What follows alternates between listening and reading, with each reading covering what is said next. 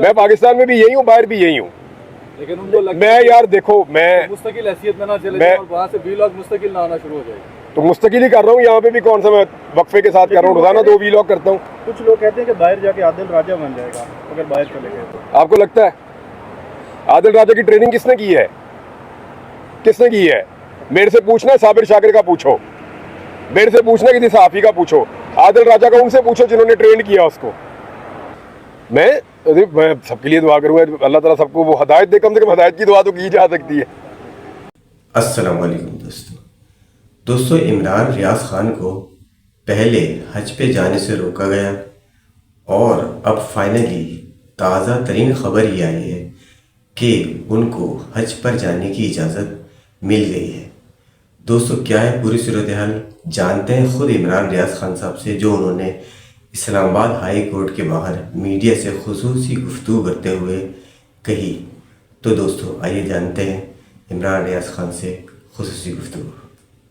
मुझे रोक सके हज पे जाने से, और जज साहब ने जितने सवालात पूछे उनके पास जवाब नहीं थे।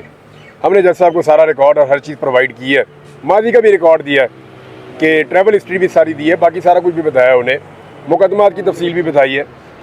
तो जो अदालत के अंदर प्रोसीडिंग हुई है उसको सुन के तो, या जो वहाँ पे बातचीत हुई है उसको सुन के तो साफ आइडिया हो रहा है कि अदालत मेरे हक़ में फ़ैसला देगी इंशाल्लाह और मैं हज पे जाऊँगा। लेकिन अभी फ़ैसला महफूज है और जब तक वो महफूज है तब तक मैं कुछ कह नहीं सकता। फैसला आ जाए तो फिर पता चलेगा कि क्या फैसला। इमरान भाई, एंटी करप्शन पंजाब का आपसे क्या है मामलात हैं, क्योंकि वो कह रहे हैं कि उनकी वजह से ये रखा गया है दोबारा से। मैं तो किसी सरकारी पोस्ट पे कभी रहा भी नहीं, और ये मुकदमे की दुर्गत बन गई थी। वहाँ पे पूरी अदालत एंटी करप्शन वालों पे हंस रही थी। डीजी को जज ने 2 दफ़ा बुलाया, वो आए नहीं, यानी कोई आदमी भी इसमें पेश होने के लिए और सामने आकर इसको फेस करने के लिए तैयार नहीं था। और एंटी करप्शन का अमला मेरे से बाकायदा मादरत कर रहा था बार बार कि खान साहब हम मजबूर हैं, हमें गवर्नमेंट ने मजबूर किया हुआ है, वरना हमें पता है कि आपका इससे कोई ताल्लुक नहीं है। मैं तो कभी किसी सरकारी ओहदे पे भी नहीं रहा। इमरान भाई ये बता दें, हुकूमत को क्या खतरा है अगर आप बाहर शिफ्ट हो जाते हैं या बाहर चले जाते हैं? ये तो हुकूमत बता सकती है कि हुकूमत को क्या खतरा है। मुझे तो समझ नहीं आ रही कि मैं यहाँ पे भी इमरान रियाज हूँ और बाहर भी इमरान रियाज हूँ और वापस आके फिर इमरान रियाज हूँ।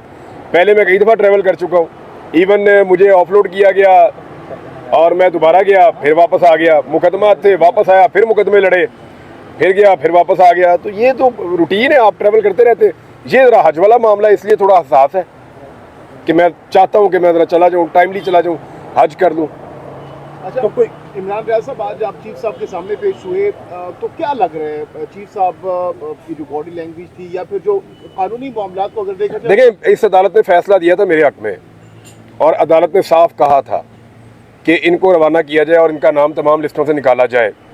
उसके बावजूद मुझे नहीं जाने दिया गया। अब वो मुझे रोक रहे हैं, जाने से रोक रहे हैं, तो ये तो अदालत के फैसले पे इम्प्लीमेंट का मामला है।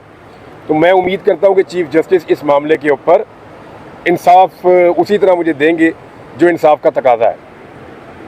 आप नहीं समझते कि अदालत में पेश हुए हैं, उनके साथ नून लीग के भी हैं, वो जो है इज़हार यकजहती के लिए आए हुए हैं, वो आज़ाद हैं, और फिर जो है वो नून लीग वाले और पीपल पार्टी वाले उनके साथ इज़हार यकजहती कर रहे हैं। क्या कहेंगे?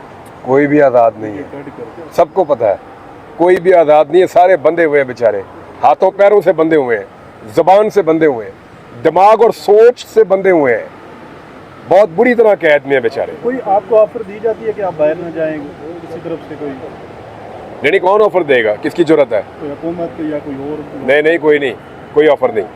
मुझे कौन ऑफर देगा? बाहर जाने की ऑफर देगा? जो ये देगा मैं कहूँगा जान दे। बाहर ना जाएं, आप बाहर ना जाएं। नहीं, बाहर ना जाने की तो ऑफर हो ही नहीं सकती। वो तो ये रोक दिया उन्होंने, वो तो ताकत के जरिए से रोका, अपने कानून को इस्तेमाल करते हुए गलत तरीके से। अच्छा, ऐसा लग रहा है कि शायद इमरान भाई, एक दफ़ा अदालत फैसला देती है, उसके बाद जब तक तौहीन अदालत का नोटिस नहीं जाता उस वक्त तक अमल दरामद नहीं होता। मैंने तौहीन अदालत का नोटिस, तौहीन अदालत की कार्रवाई के लिए भी अदालत में पटिशन दायर की है और एक नई पटिशन भी दायर की है। और मैंने पहले से बताया कि कौन कौन से मुकदमात है, सारी तफसीलात भी अदालत में दी हैं, और ये भी बताया कि मुमकिन तौर पर फर्दर ये क्या कर सकते हैं। उन तमाम चीज़ों को देखकर मुझे लगता है अदालत एक ऐसा मरबूत फैसला दे जिसकी बुनियाद पे फिर हज के रास्ते में रुकावट ना डल सके। इमरान भाई, जो मुझे लग रहा है वो ऐसा है कि शायद जिन लोगों ने आपको पहले गिरफ्तार किया था वो चाह रहे हैं कि आप इस मुल्क में ही रहें, किसी भी तौर पर आप बाहर ना जाएगा। खुदा ना खास्ता आप बाहर चले गए तो आपका जो वीलॉग है वो मेरा ख्याल है वो बर्दाश्त नहीं कर पाएंगे अगर बाहर से होकर तो मैं कितनी दफ़ा बाहर गया हूँ, मैंने बाहर जाके वीलॉग्स किए हैं, पहले भी किए हैं, बहुत किए हैं, निकाल के देख लें क्या फ़र्क है। मैं पाकिस्तान में भी यही हूँ, बाहर भी यही हूँ। लेकिन उनको लगता मैं यार देखो, मैं मुस्तकिल हैसियत में ना चले जाए और वहाँ से वीलॉग मुस्तकिल ना आना शुरू हो जाए। तो मुस्तकिल ही कर रहा हूँ, यहाँ पे भी कौन सा मैं वक्फे के साथ कर रहा हूँ, रोजाना 2 वीलॉग करता हूँ। कुछ लोग कहते हैं कि बाहर जाके आदिल राजा बन जाएगा अगर बाहर चले गए तो। आपको लगता है? आदिल राजा की ट्रेनिंग किसने की है? किसने की है? मेरे से पूछना, साबिर शाकिर का पूछो, मेरे से पूछना, किसी सहाफी का पूछो। आदिल राजा का उनसे पूछो जिन्होंने ट्रेन किया उसको। मुद्रमान कमीशन रिपोर्ट में एफआईए ने बुला लिया कि ट्वीट क्यों किया मुद्रमान कमीशन को, उन्होंने बुला लिया बैरिस्टर गौहर को और खान साहब के बारे में भी। अच्छा, ये मामला हाई कोर्ट में आ गया मेरी इतला के मुताबिक, और कियानी साहब की अदालत में शायद लग गया है। नोटिस भी हो गया था एफआईए को। हाँ, एफआईए को नोटिस भी हो गया है। और शायद उन्होंने, जो उमर अयूब साहब है, उन्होंने एफआईए से मुद्रमान कमीशन की रिपोर्ट की कॉपी भी मांग ली है। देखिए, ये वो मैटर है जिसको पाकिस्तान की रियासत कभी भी नहीं चाहती थी कि इसके ऊपर डिस्कशन हो, लेकिन अब इमरान खान के चक्कर में इसको भी अंडर डिस्कशन लाया जा रहा है। तो अब ये चीज़ें खुलेंगी कि एक्चुअली मुद्रमान कमीशन क्या है, रिपोर्ट क्या है, वो किस तरह लिखी गई, किन हालात में लिखी गई, लोगों ने क्या क्या कहा, क्या रिकमेंडेशंस की, किस किस्म के हकायक थे, तो वो सारी चीज़ें सामने आएंगी। इमरान भाई, ये लोग थकते का टारगेट कर करके हम लोगों आपको कहाँ टारगेट किया? सर आपके सामने हूँ मैं तो। आप एक्चुअली मेरे साथ आप मेरे साथ भी इदारे जैती कर रहे हैं सर, ये पार्ट ऑफ द गेम है। देखें, कभी उधर कभी इधर, ये चलता ही रहता है जब से है। इसीलिए तो हम कहते हैं कि सबको अपनी डोमेन में रहना चाहिए, मुल्क में रूल ऑफ लॉ होना चाहिए। अच्छा, रात को आप एक बच्चे के साथ इंटरव्यू भी दिया आपने उनको, तो आपने उनको कहा कि मैं वहाँ जाकर सबके लिए दुआ भी करूँगा, तो अपने मुखालिफिन के लिए भी दुआ करेंगे? मैं सबके लिए दुआ करूँगा, अल्लाह ताला सबको वो हदायत दे, कम से कम हदायत की दुआ तो की जा सकती है।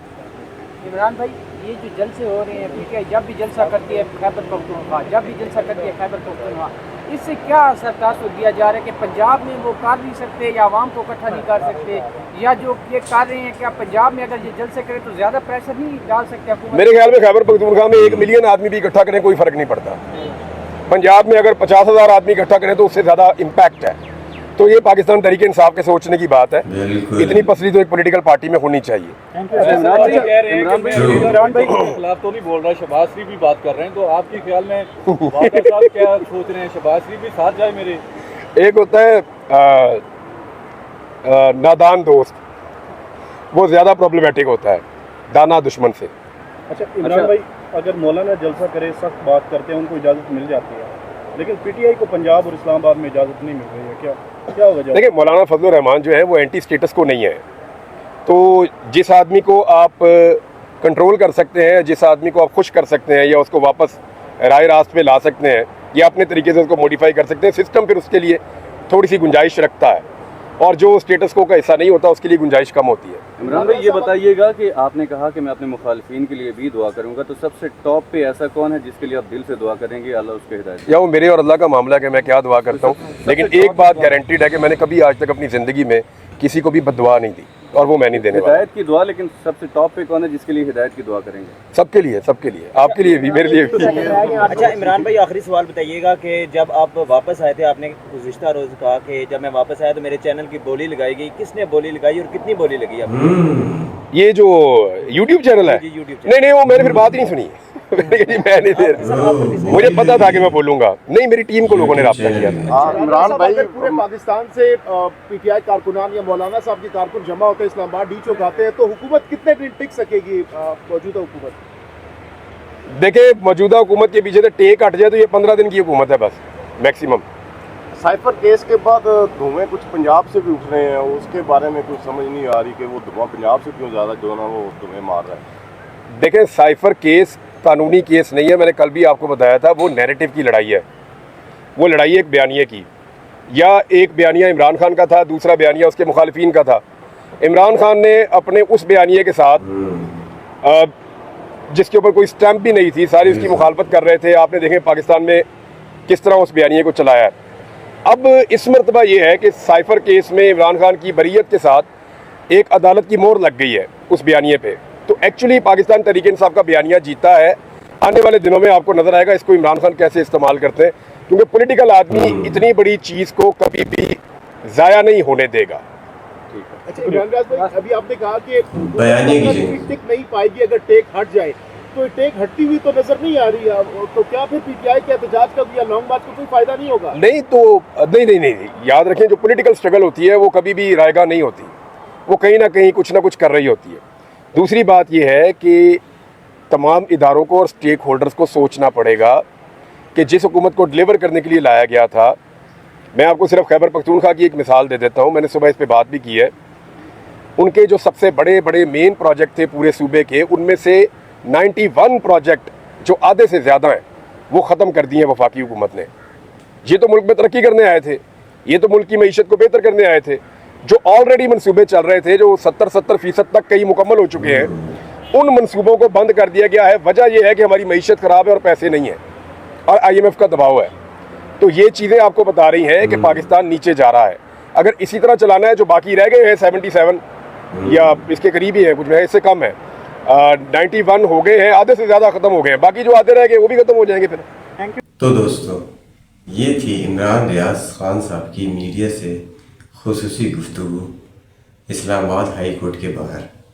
दोस्तों, एक नई रिएक्शन वीडियो के साथ दोबारा हाजिर होंगे, जब तक के लिए इजाज़त दीजिए। अल्लाह हाफिज़।